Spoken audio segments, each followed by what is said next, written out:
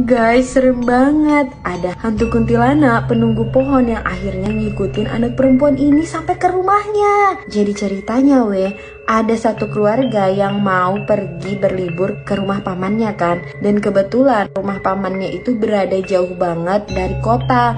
Pamannya itu tinggal di pelosok desa gitu kan. Nah, pamannya ini tinggal sendirian di desa tersebut. Mereka juga udah berusaha untuk mengajak pamannya tinggal di kota. Tapi pamannya ini memiliki profesi sebagai tukang kayu. Jadi pamannya ini harus stay di desa karena kayu-kayu itu cuma ada di desa kan. Di kota itu udah jarang banget ada pohon yang bisa ditebang.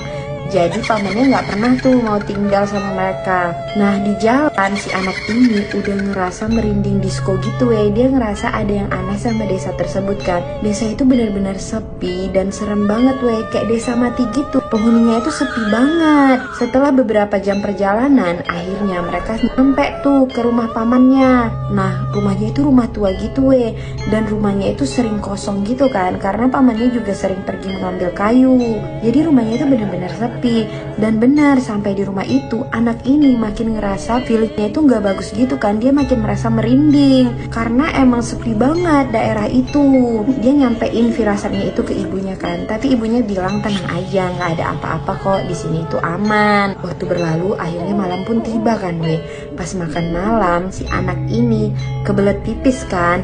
Kebetulan kamar mandinya itu berada di luar rumah dan dia harus berjalan jauh. Pamannya mau nemenin, tapi si anak ini bilang dia nggak apa-apa, sendirian aja, dia berani. Tapi setengah perjalanan dia menyesal karena tidak menerima bantuan dari pamannya.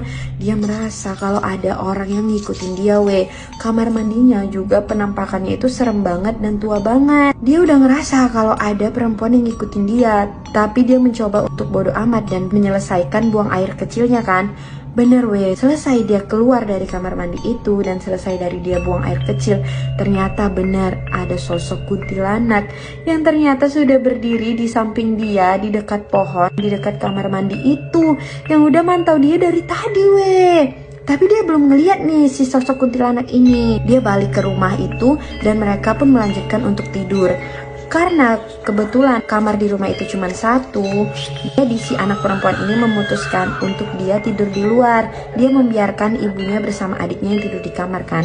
Nah, pas dia lagi tidur gitu, tiba-tiba dia mendengar suara pamannya meringkih meminta tolong. Karena takut terjadi apa-apa sama pamannya, akhirnya si anak ini memberanikan diri untuk nyamperin pamannya Nah, sampai di depan pintu kamar pamannya, suara pamannya itu meminta tolong semakin kuat. Dia coba panggil-panggil pamannya dan membanguni pamannya kan.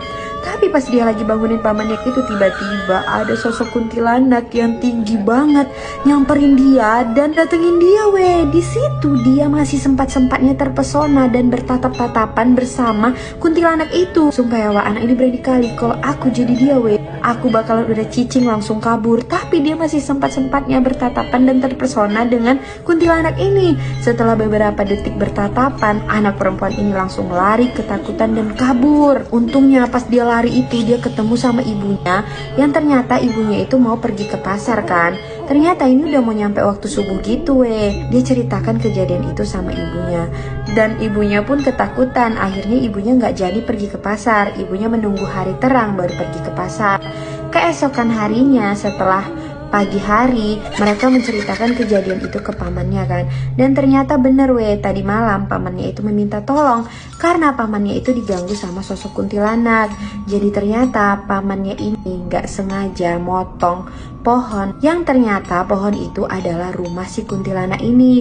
Karena itu kuntilanak tersebut marah dan akhirnya mengikuti pamannya sampai ke rumah. Sampai di rumah ternyata bukan cuma pamannya doang yang diganggu, anak perempuan itu juga diganggu sama sosok kuntilanak tersebut. Tapi pamannya bilang tenang aja, karena setelah ini pamannya bakalan mengembalikan potongan-potongan pohon itu ke dalam hutan supaya kuntilanak itu tidak mengganggu lagi keluarga ini. Nah, semenjak hari itu pamannya mulai berhati-hati untuk memotong pohon. Pamannya nggak sembarangan lagi memotong pohon secara ngasal karena pamannya takut kejadian seperti ini terulang. Pamannya itu nggak sengaja motong pohon yang ternyata pohon itu adalah rumah salah satu penghuni hutan tersebut.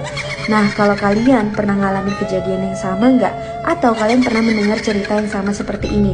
Kalau ada, tulis di kolom komentar ya.